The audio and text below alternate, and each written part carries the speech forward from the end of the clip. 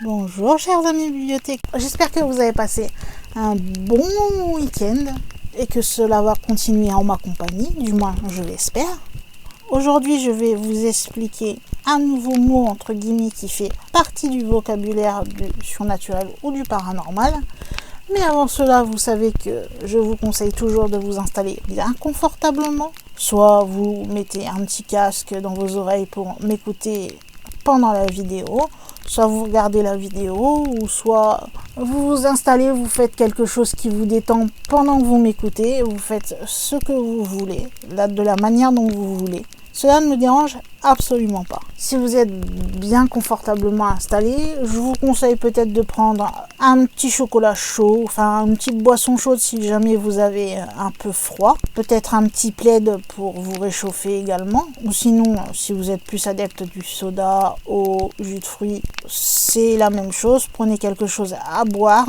C'est toujours bien de penser à s'hydrater, même en hiver. Et puis je pense que comme la vidéo risque d'être quand même assez longue, même si je vais vous expliquer que j'ai retiré quand même certaines choses, je vais vous conseiller donc de prendre quelques petites choses à grignoter si jamais votre petit ventre commence à faire des petites réclamations. Si vous êtes prêts et bien installés, je vais pouvoir commencer la vidéo. Et tout d'abord, je tiens à vous expliquer que cette vidéo n'est pas complète comme j'ai l'habitude de le faire, puisque le sujet est un sujet très vaste et que dans cette vidéo j'ai essayé, même si je vous parle un petit peu des autres formes, de vous parler spécifiquement de ce qui nous concerne, c'est-à-dire ce qui a un rapport à la sorcellerie et qui est en plein dans la chaîne pour le coup.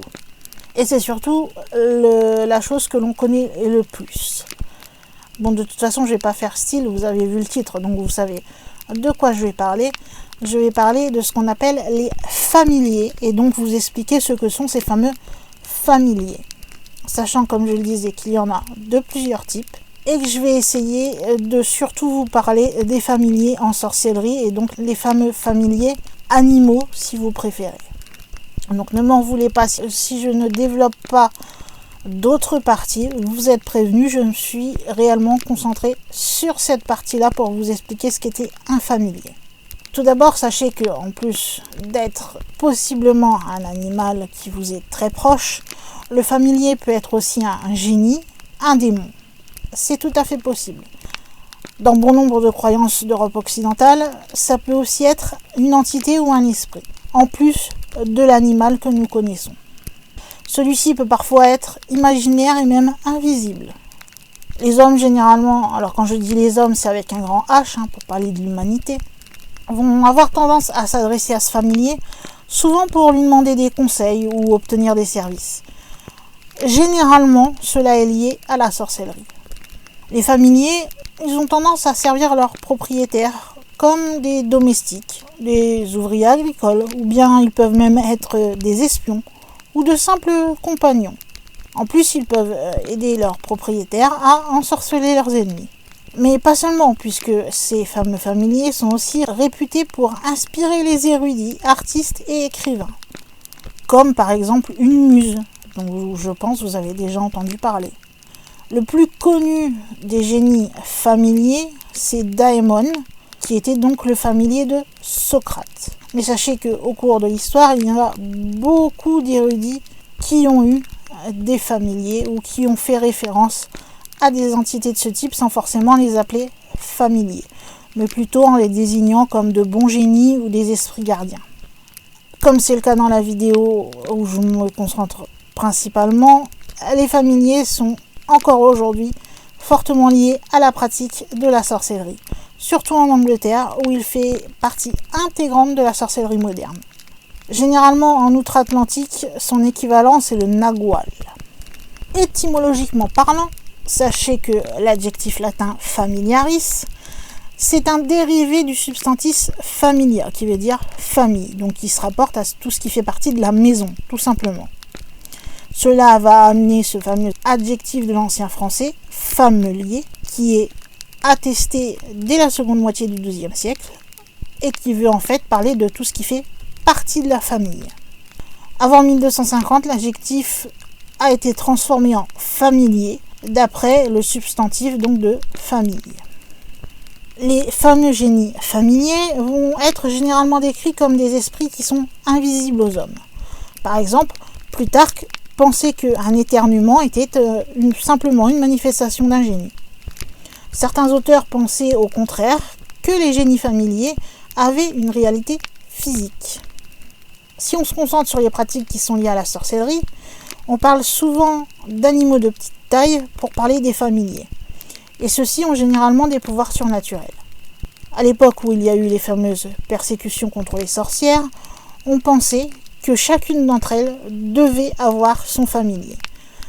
Et malheureusement, à cette époque, si vous n'étiez pas une sorcière, comme c'était majoritairement le cas, donc ça je pense que vous devez le savoir, le simple fait que vous ayez un animal de compagnie chez vous, eh bien suffisait totalement à vous accuser comme étant une sorcière.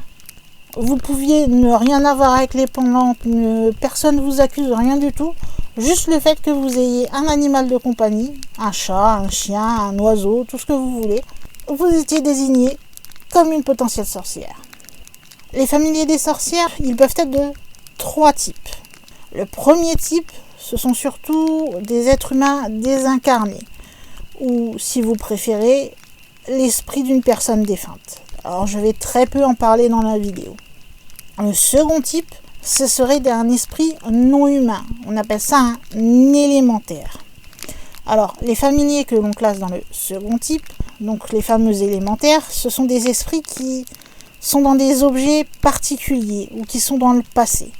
Ce sont des esprits serviteurs qu'on attribue souvent aux magiciens cérémoniels ainsi qu'aux sorcières, comme j'ai déjà évoqué dans certaines vidéos de sorcières, notamment l'une des dernières que j'ai effectuées, où celle-ci, sous de bonnes accusations, nous allons dire, et en lui faisant bien comprendre qu'il fallait qu'elle dise qu'elle est coupable, parce que de toute façon, elle n'avait pas trop le choix, elle aurait confié que justement, elle avait un esprit familier enfermé, je ne me rappelle plus exactement, mais bon, il était enfermé dans quelque chose, et que de temps en temps, elle le laissait sortir pour qu'il aille faire des choses à sa place.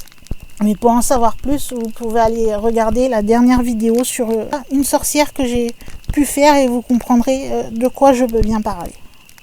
Si on en revient à la vidéo, sachez que l'occultiste Paracels avait apparemment un familier qui résidait dans une grosse pierre précieuse. Alors on suppose que c'était un cristal qui était serti dans le pommeau de son épée. Dans les anciens livres de magie, on peut voir souvent des rituels où on peut attirer un esprit ou lier celui-ci à un cristal ou à un miroir magique. Encore petite référence à une autre vidéo qui parle justement des miroirs magiques parmi les artefacts. Généralement, on les attirait pour qu'ils deviennent serviteurs du magicien ou de la sorcière, bien sûr. Et on se servait du fameux cristal ou du miroir en espérant que l'esprit aurait des choses à nous montrer, ce que l'on appelle plus familièrement des visions. Mais là encore, si vous voulez en savoir un petit peu plus, toujours la référence à la vidéo sur l'artefact qui est supposément un miroir de sorcière et où justement j'évoque, alors celui-là plus précisément aurait été lié à un démon. Et en ce qui concerne pour terminer donc le troisième type de familier, ce sont des familiers qui sont tout simplement une créature physique, réelle. Un petit animal comme un chat, un furet, un reptile ou bien encore un crapaud. Quand on parle de familiers de troisième type, généralement ce sont les sorcières et sorciers de Grande-Bretagne qui ont tendance à plutôt utiliser ceci. C'est souvent des petites créatures qu'ils ont comme animal de compagnie tout simplement. Les chasseurs de sorcières à l'époque, ils insistaient beaucoup pour décrire ces familiers ou animaux de compagnie comme étant des diablotins. Ils allaient même jusqu'à accuser les propriétaires de ces animaux de nourrir leurs bêtes avec leur propre sang. Alors en réalité, c'est pas totalement vrai. Apparemment, il arrivait quand même que de temps en temps, une sorcière ou un sorcier donne à son familier une seule goutte de son sang. Ou si la sorcière par exemple était une mère allaitante, ce n'était pas le sang qu'elle donnait à son familier, mais un peu de son lait. En fait, c'était pas vraiment dans le but de faire de la sorcellerie, c'était tout simplement dans le but de créer comme un lien entre le familier et la personne, tout simplement. Ça n'avait aucun but de rituel ou autre. C'était juste pour qu'ils se rapprochent, comme on peut voir dans certains films ou autres, ou peut-être vous avez fait ça, voilà. Comme un lien de sang, chacun se fait une petite coupure et vous mélangez vos sangs, vous êtes frères de sang, par exemple. Et bien là, c'était un peu ça, le fait que la personne donne un peu de son sang, ou en cas d'une femme allaitante, un peu de son lait, ça permettait quelque part de renforcer le lien entre l'animal et la personne. Rien quelque part de maléfique ou de sorcellerie là-dedans. Puisque, à part cette petite chose qui pouvait arriver, le familier mangeait comme n'importe quel animal, une nourriture tout à fait basique. Si je m'attarde un peu plus sur les animaux familiers, comme je vous l'ai dit, ça sera le point d'orgue de cette vidéo. Souvent, ceux-ci, comme je vous le disais, ont des capacités ou des facultés qui sont plus développées que d'autres animaux. Non, ils sont donc considérés vraiment comme des partenaires dans la pratique magique, pas vraiment comme des serviteurs. Leur rôle, c'est plutôt d'accompagner la sorcière dans son cheminement ésotérique, aussi bien pratique que spirituel. Là, ce qu'ils font généralement, c'est possiblement l'aider en emmagasinant des énergies qui sont contenues dans des ingrédients ou des outils employés pour un rituel et les restituer à la sorcière. Ils peuvent aussi la soutenir moralement ou bien agir tout simplement comme étant un gardien. Ils peuvent également endosser le rôle de guide lors d'une séance de méditation ou de visualisation. Et certains peuvent ressentir la présence d'esprit ou d'énergie négative. Et ils peuvent donc prévenir leur maître d'une éventuelle approche, menace ou simple présence. Et là, on pense beaucoup à certaines vidéos que l'on peut voir, c'est-à-dire des vidéos avec des chats et des chiens qui ont des réactions quelquefois un petit peu bizarres. Eh bien, ce sont justement ces chats et ces chiens qui ont un sens qui est bien plus développé que celui des humains et ils peuvent ressentir l'invisible et les vibrations subtiles. D'autres familiers, eux, vont plutôt apporter leur énergie en soutien lorsqu'ils occupent un cercle magique au cours d'un rituel, ou ils seront là pour donner de bons conseils au cours d'une recherche théorique. Ils peuvent par exemple avoir une certaine réaction à l'évocation de certains livres, de certains sites, etc. pour vous faire comprendre si vous êtes dans la bonne voie ou non. Comme vous l'avez compris, généralement les familiers ce ne sont pas juste des serviteurs, il y a vraiment un lien très particulier avec ces familiers animaux. Et ce sont la plupart du temps, de toute façon, l'animal de compagnie de la sorcière ou du sorcier. Mais attention, après il ne faut pas faire d'amalgame, c'est-à-dire que un sorcière qui a un animal de compagnie, son animal de compagnie n'est pas forcément un familier. Un animal de compagnie peut tout simplement être un animal de compagnie, même pour une sorcière. Et ce n'est pas non plus la sorcière qui fait que l'animal qu'elle possède devient fatalement un familier.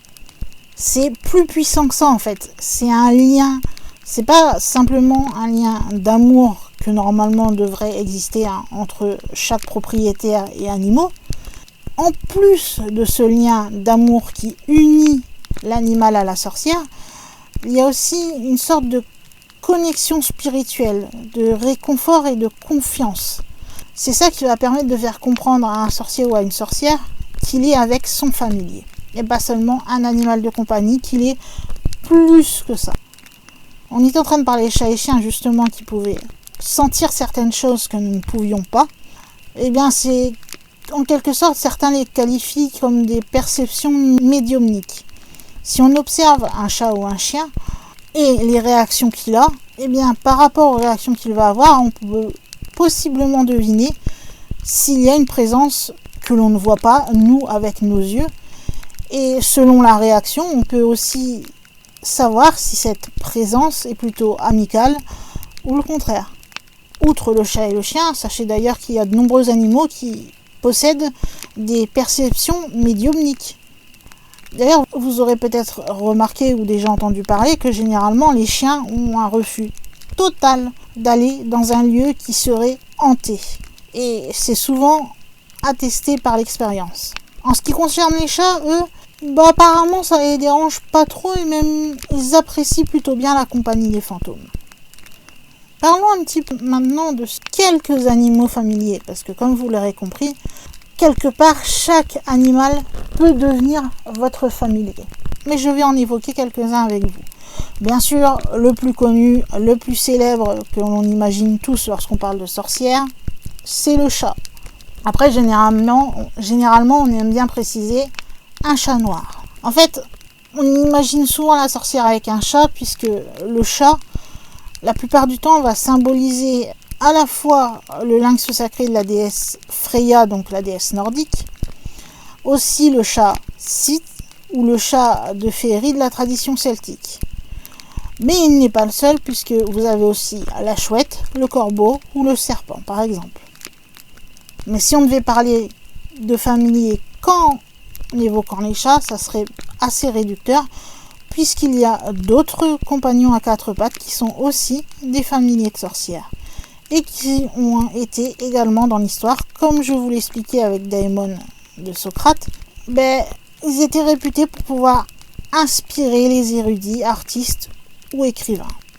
En ce qui concerne plus précisément, pour développer un petit peu sur le Daemon de Socrate, Socrate considérait celui-ci, donc son familier invisible, comme une divinité intérieure. Son jugement et sa raison, qu'il voyait non seulement comme un don, mais comme une émanation et une portion de la divinité. Il prenait celui-ci pour un guide réel, distinct de son imagination, et un organe d'une divinité tutélaire. Donc voilà pour un petit peu plus en ce qui concerne le fameux Daemon de Socrate, puisque j'en ai parlé un peu plus haut. Mais revenons principalement aux animaux familiers. En plus du chat, par exemple, vous pouvez avoir le crapaud. Il est choisi puisque c'est une créature qui est remarquablement intelligente, et aussi pour le fait qu'il s'apprivoise assez facilement. Le crapaud calamite ou crapaud des joncs était souvent le familier qui était favori chez les sorcières. Mais généralement, tous les crapauds font de bons animaux de compagnie, à condition qu'on les garde dans des conditions adéquates, bien sûr.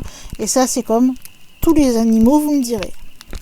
Le crapaud, en plus, il est généralement assez inoffensif, puisqu'il ne peut pas mordre, vu qu'il n'a pas de dents. Et il y a une légende qui dit que certains crapauds crachent du poison, mais c'est totalement faux. En fait, certains crapauds ne crachent pas du poison, c'est plutôt quand ils vont être dans une situation où ils vont être soit en colère, ou au contraire effrayés, ou plutôt excités, eh bien ces crapauds vont exsuder du poison qui va, comme nous, notre sueur, si vous voulez. Eh bien là, ce ne sera pas de la sueur, ce sera du poison qui sortira de sa peau. Et ce poison, il se trouve en fait dans certaines glandes qui est là au niveau du cou. Généralement d'ailleurs, les sorcières qui avaient des crapauds pour animaux de compagnie, ils connaissaient certains moyens spécifiques pour obtenir ce qu'ils appelaient le lait de crapaud, donc ce fameux poison. Et cela sans se blesser, ni forcément embêter le crapaud, c'est-à-dire devoir le mettre en colère, l'effrayer ou l'exciter pour l'obtenir. Pourquoi ils essayaient au minimum de ne pas le déranger? C'est que tout simplement, les familiers sont trop précieux pour qu'on leur fasse du mal. D'ailleurs, sachez que le lait de crapaud était utilisé dans certaines potions secrètes des sorcières. Et il est arrivé aussi à certaines personnes de s'amuser aussi, je ne sais plus exactement quelle sorte de crapaud, mais pour planer un petit peu, apparemment, certains s'amusaient à lécher le dos d'un certain crapaud, et ça faisait l'effet d'une drogue. C'est pas très malin, puisque certains en sont morts, au passage. Pour revenir à notre crapaud, on peut dire que quelque part, c'est cette notion de poison qui sort de sa peau qui a fait qu'il était assez populaire en tant que familier. L'autre raison, c'est que les crapauds, comme les chats, sont plutôt des créatures douées de seconde vue. Et ils réagissent aux influences fantomatiques, eux aussi. Ensuite, vous pouvez avoir aussi le lièvre, qui a été utilisé comme familier de certaines sorcières. Alors généralement, l'un des aspects préférés du lièvre, c'était surtout le shape-shifting. C'était dans la sorcellerie rurale anglaise. On l'associe souvent à la lune et à la fertilité. Dans le Lancashire, le rebouteux portait toujours une patte de lièvre dans son chapeau, comme signe de sa fonction de rebouteux. Après, il y a la souris aussi qui serait reliée aux sorcières. En Allemagne, par exemple, on dit que l'âme des sorcières quitte leur corps par la bouche sous la forme d'une petite souris rouge. Il y a d'autres familiers plus ou moins intéressants, entre guillemets. Donc je vais vous en citer quelques-uns, sachant que, bien sûr, vous vous doutez que le chat et le crapaud étaient les principaux, ainsi que des fois le corbeau également. Et justement, on va en parler un petit peu. Mais d'abord, sachez que quelquefois, le familier était une araignée. En fait, pourquoi l'araignée? C'est tout simplement parce que son nombre de pattes, c'est 8. Et 8, en mathématiques, si vous couchez le chiffre 8, ça se transforme en l'infini. Et l'araignée, donc, représente l'infinie diversité dans les créations. Et 8, c'est 2 fois 4, c'est-à-dire les 4 vents et les 4 points cardinaux. Elle signifie aussi la responsabilité et il faut aussi assumer la vie par rapport à ce qui arrive. Mais généralement, elle est plutôt attribuée en tant que familier lié à la magie noire. Vous pouvez aussi avoir comme familier l'aigle, qui représente lui la grande sagesse, l'autorité, le pouvoir, le courage. On utilise d'ailleurs souvent ses plumes dans des rituels sacrés. L'aigle représente souvent la magie indienne ou l'élément de l'air. Vous avez le cerf, pour continuer, qui lui signifie la fierté et l'indépendance. Il est là pour nous aider à développer l'assurance et renforcer le sentiment de dignité. Le cerf va représenter l'élément de la terre.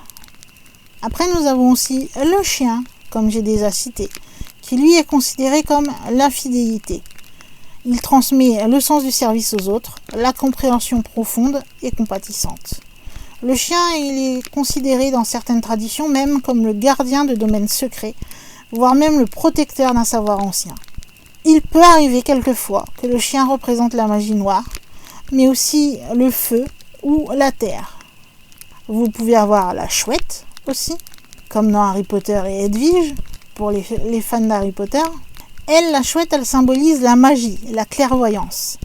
La chouette, généralement, on dit que c'est un animal sage. Elle voit et elle entend ce que les autres ne perçoivent pas. Elle peut aider à reconnaître la vérité et à déchiffrer les avertissements du destin. Vous avez également le corbeau, justement. Lui, il symbolise l'intelligence. Il détient la magie. D'ailleurs, cette dernière est assez puissante car elle permet d'apprendre à connaître nos peurs intimes, afin ainsi de favoriser un changement de conscience.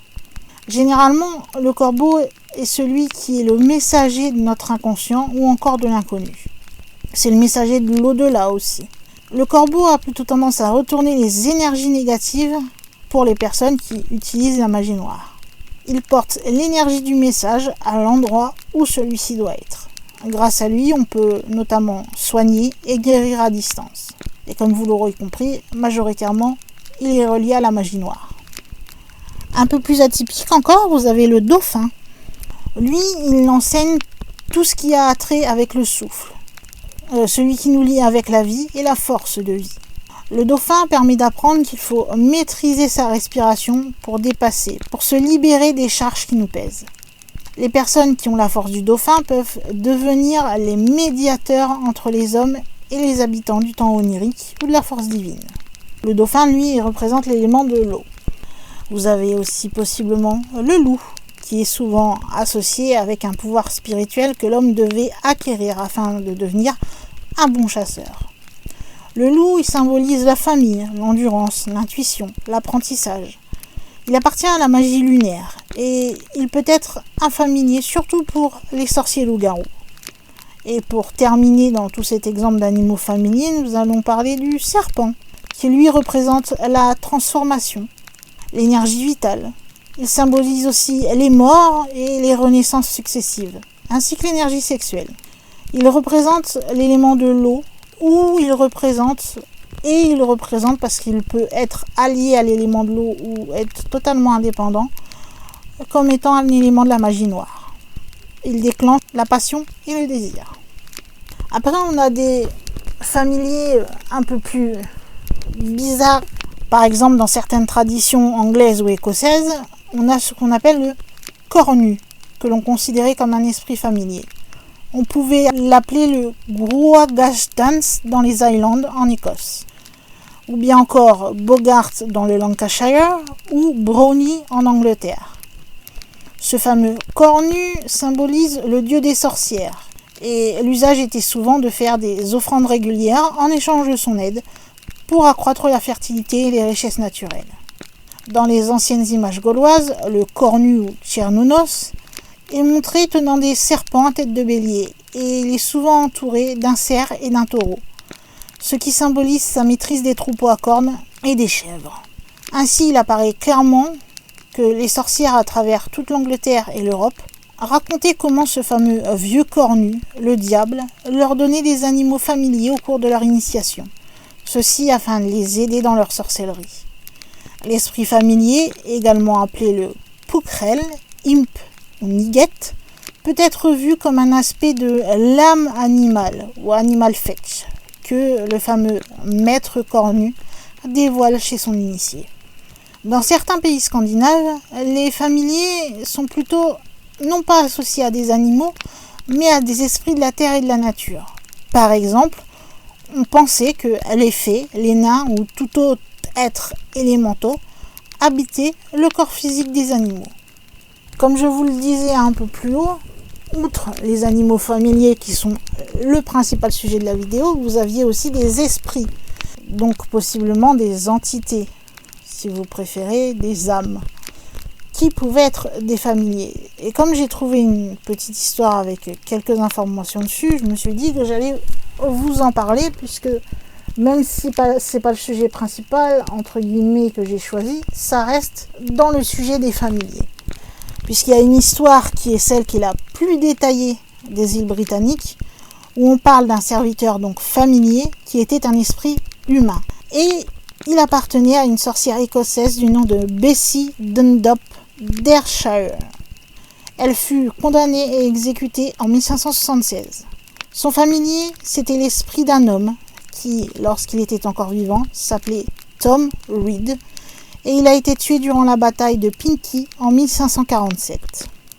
Elle-même, donc Bessie, va décrire l'apparence de son familier en ces termes. Et là, je cite, « Un homme respectable et paraissant déjà vieux, à barbe grise et portant un juste au corps gris avec des manches amples, suivant la vieille mode.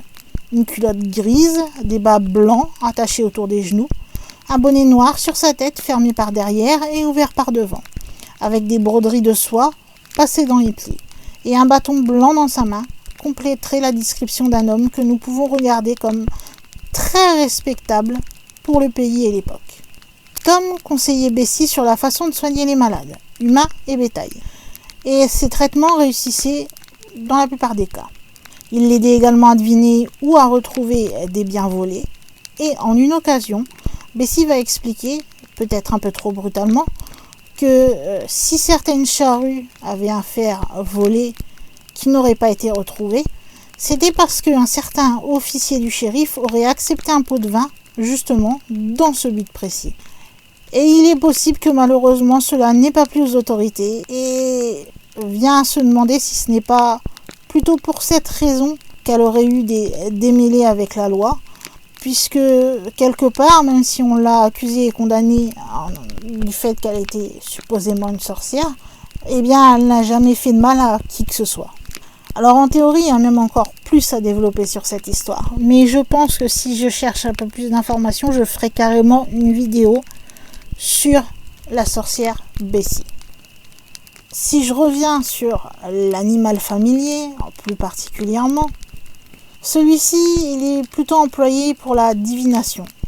Une des méthodes consistait à placer devant lui, à l'intérieur d'un cercle magique, un certain nombre d'objets qui représentaient différentes significations divinatoires, et à observer tout simplement celui qu'il allait choisir.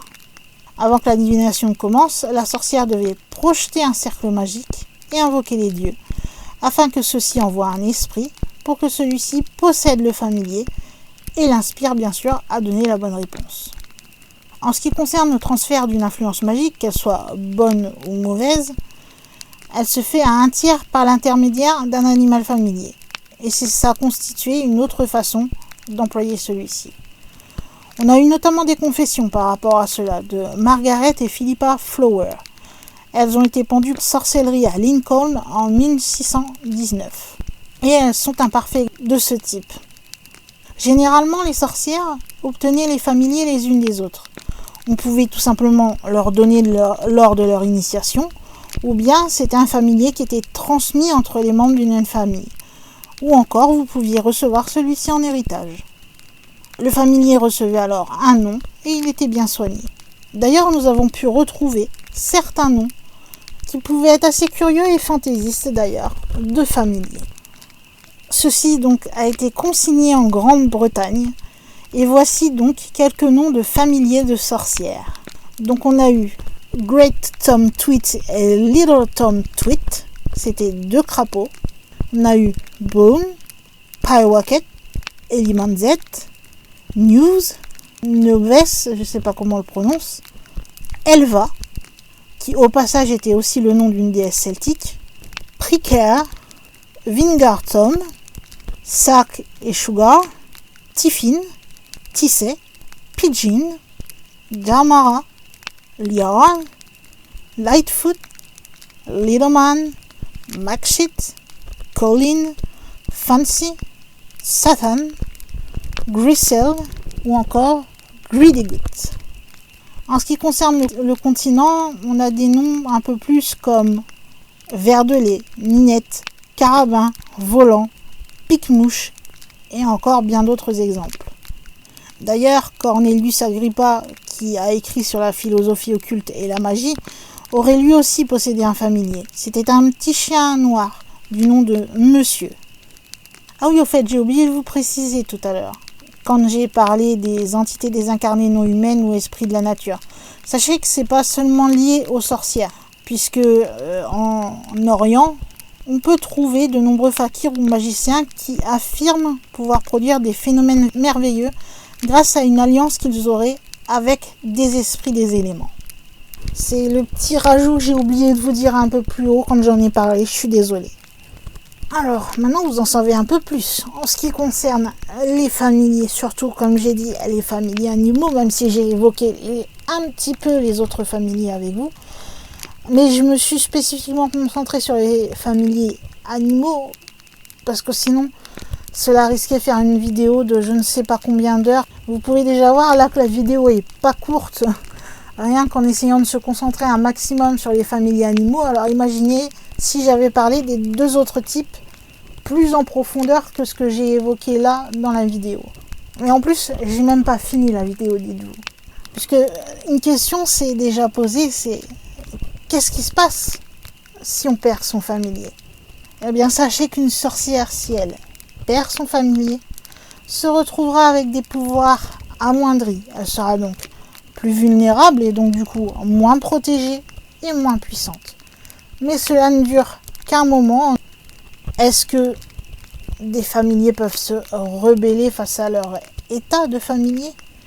Eh bien, apparemment, une légende aurait dit que certains chats se seraient rebellés contre leur maître.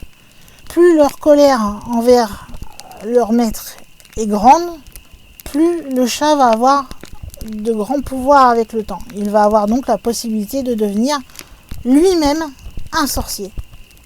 Alors à ce moment-là, il devra tuer son maître et mourir 9 fois pour devenir pleinement un sorcier à part entière. Continuons toujours notre vidéo, mais cette fois en évoquant les ouvrages ou différents travaux qui nous parlent des familiers. D'ailleurs, sachez historiquement parlant que le concept d'animaux familiers, il a été écrit dans des textes comme le Malleus Maleficarum, donc le marteau des sorcières en français. C'était un moyen d'identifier et de poursuivre les sorcières au Moyen-Âge, comme j'ai un peu évoqué un peu plus haut. Vous avez aussi Frontispice de l'ouvrage The Discovery of Witches de 1647, qui a été rédigé par le chasseur de sorcières Matthew Hopkins. On aime bien représenter celui-ci au centre avec sur une partie supérieure d'une gravure, tandis qu'il a 2 prétendues sorcières, une à gauche et une à droite, qui identifient leurs familiers. Il va y avoir des études sur le concept de familier qui vont être mis en avant, surtout pour le côté démonologique, et aussi pour son lien avec la sorcellerie dans l'Europe moderne. James Sharp va écrire un article sur les familiers dans The Encyclopedia of Witchcraft, The Western Tradition. Et il va déclarer: les folkloristes ont commencé leurs investigations vers le XIXe siècle. Et ils ont constaté que les familiers figuraient en bonne place parmi les idées sur la sorcellerie. Dès les années 1800, les folkloristes vont enflammer l'imagination des érudits qui, dans les décennies à suivre, vont écrire des ouvrages descriptifs en ce qui concerne les sorcières et leurs familiers. De toute façon, la publication scientifique du folklore, elle a toujours contribué à plusieurs articles en ce qui concerne les croyances traditionnelles, que ce soit en Angleterre ou au début de l'Europe moderne. Dans les premières décennies des années 1900, les familiers étaient souvent mentionnés superficiellement, sous le nom plutôt de niggets, ce qu'on dirait, nous, en français, plutôt comme des bestioles ou des choses que les sorcières avaient tout le temps avec elles, mais sans plus. C'est vraiment le fait de s'y intéresser qui a fait la popularité en fait des familiers. On a aussi Margaret Murray qui a effectué un grand nombre de travaux controversés sur le fameux sujet, mais ça a été surtout controversé puisque ce qu'elle disait venait au mieux de Potin et d'Ouidir, alors que ça concernait quand même une branche d'études légitime de l'Europe du début des temps modernes. Elle va se concentrer dans ses travaux sur les variations du familier trouvées dans les pratiques de sorcellerie. Bon nombre des sources qu'elle va employer sont des documents de première instance et des textes démonologiques de l'Angleterre du début de l'ère moderne. En 1921, Murray va publier The Witch Cult in Western Europe et les informations qu'il contient concernent le familier qui vient essentiellement de ce qu'elle en a trouvé par rapport au procès de sorcellerie en Essex dans les années 1500 et 1600. De toute façon, sachez que la plupart des données qui concernent les familiers en sorcellerie, comme je vous le disais un peu plus tôt, viennent de l'Angleterre et souvent de transcriptions des différents procès de sorcières écossaises qui étaient organisés pendant le XVIe et XVIIe siècle. Les cas des tribunaux anglais souvent reflètent une forte relation entre les accusations de sorcellerie contre ceux qui pratiquaient les anciennes traditions autochtones, y compris le fait d'avoir un animal familier ou un esprit familier. Si on part aux Antilles, le concept d'esprit familier n'est pas étranger à la plupart des familles qui y vivent. Lorsqu'une personne pratique le kimboy juste avant de s'en aller, elle doit transmettre cet esprit à un membre de la famille. Les églises issues de la Réforme vont inviter leurs fidèles à être libérés des esprits familiers, par exemple. Il y a même eu une histoire avec un certain prince Rupert. Pendant la guerre civile anglaise, un général royaliste, du nom donc de Rupert, du Rhin, est la cible fréquente d'une propagande des têtes rondes. Le prince va alors se faire accompagner au combat par son chien, qui était un caniche blanc, nommé Boy. Les partisans du long parlement vont alors créditer celui-ci de pouvoirs surnaturels.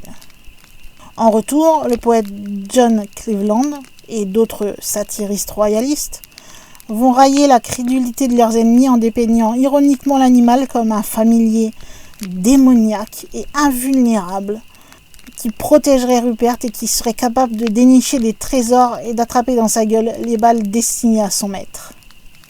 Malheureusement, le 2 juillet 1644, Boy va mourir lors de la bataille de Marston Moor. D'ailleurs, sa fin est beaucoup représentée dans pas mal de gravures de l'époque. Comme quoi, son histoire était assez connue pour qu'elle soit autant représentée. Et comme quoi, vous voyez qu'il en faut de peu pour que l'on pense qu'il y a quelque chose de bizarre. Surtout quand c'est des ennemis qui voient ça par le prisme quelque part de la colère, dans ce cas-là. Pour terminer, je vais juste évoquer 2-3 petites choses avec vous concernant la culture populaire et les familiers. Vous pouvez souvent voir dans des jeux de rôle par exemple des familiers. Souvent ce sont des petites créatures, généralement diablotins ou des dragons, enfin dragonniers en l'occurrence, qui sont là pour accompagner les magiciens et qui leur donnent des conseils tout en les taquinant tranquillement tout au fil de leur aventure. Vous avez aussi par exemple dans Donjons et Dragons un magicien qui invoque son familier grâce à un sortilège. Contrairement aux autres créatures qui sont convoquées par des sortes d'invocations, les familiers ne disparaissent pas à la fin du sort et ils demeurent toujours aux côtés du magicien jusqu'à ce que celui-ci soit tué ou envoyé. Et en ce qui concerne le cinéma, eh bien, la croyance du familier assez féerique est encore suffisamment vivante pour que on décide d'en faire un film qui s'appelle Harvey. Ce film, qui est de base drôle, est avec James Stewart et il parle d'un familier qui colle de très près en fait à la tradition dans la façon dont on décrit Harvey. Un puka ou un esprit féerique, si vous voulez, de forme animale au pouvoir farfelu. Voilà, je crois, tout ce que du moins je pouvais vous dire sur, comme je le disais et que je vais me répéter encore une fois, les animaux familiers de façon générale. Et encore, je pense que je n'ai même pas tout dit et que si je prenais tout, que ce soit animaux familiers, esprits familiers venant d'une entité d'un défunt ou les esprits qui n'étaient pas humains avant, comme je le disais un peu plus tôt dans la vidéo, je crois qu'on en aurait pour des heures et des heures. Donc j'ai dû faire des choix pour essayer de vous présenter quand même les autres types de familiers, tout en m'attardant sur celui dont on a tendance à plus facilement parler, c'est-à-dire le familier, comme on dit vulgairement, à quatre pattes. J'espère malgré tout et malgré la longueur que vous avez tenue jusqu'au bout, que vous aurez aimé cette vidéo, même si celle-ci malheureusement ne peut pas vraiment être complète totalement, mais que tout du moins elle vous aura permis de vous éclairer sur certains points de ce que peut être un familier dans la sorcellerie. En tout cas, je l'espère grandement qu'elle vous aura appris des choses. Vous savez que vous pouvez réagir en me disant ce que vous avez pensé de la vidéo, peut-être en ajoutant des informations, on ne sait jamais, en allant dans la section commentaires. Si la vidéo vous a plu, vous savez que vous pouvez également me laisser un petit pouce en l'air ou un like. Et si vous n'êtes pas encore abonné et que vous ne savez pas encore quoi faire, sachez que cette vidéo est spécialement dédiée au paranormal. C'est pour ça qu'elle s'appelle la bibliothèque du surnaturel. Donc tous les sujets évoqués ici sont de ce type, c'est-à-dire parlent du paranormal ou surnaturel dans son plus large éventail possible, donc avec beaucoup de thèmes différents.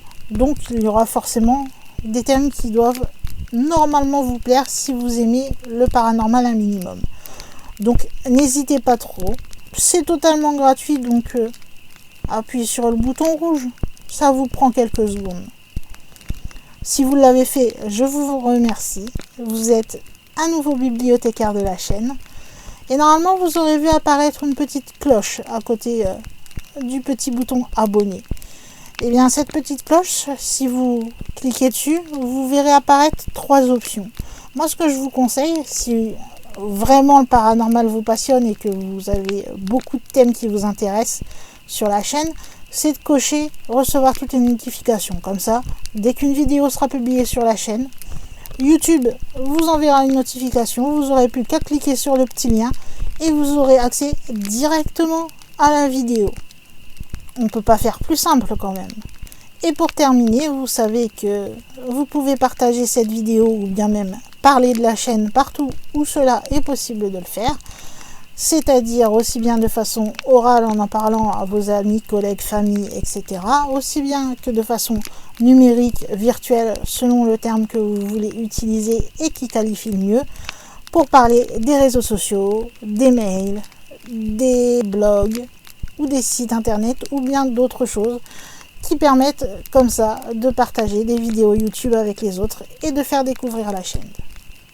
Je crois que cette vidéo est une des plus longues vidéos que j'ai dû faire sur la chaîne, me semble-t-il.